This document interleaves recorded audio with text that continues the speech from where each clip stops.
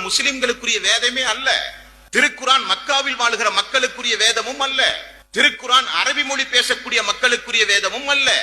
திருக்குரான் மனிதர்களுக்குரிய வேதம். ஒரு 10,000 ரூபாய் கொடுத்து ஒரு மொபைல் போனை, கையடக்க தொலைபேசி வாங்குகிறீர்கள்.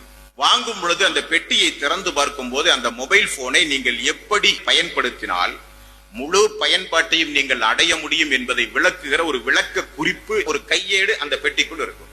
அதை படித்து பார்த்து அதன்படி நீங்கள் அதை பயன்படுத்தும் போது முழு பயன்பாட்டையும் நீங்கள் அறிகிறீர்கள். அதான உண்மை.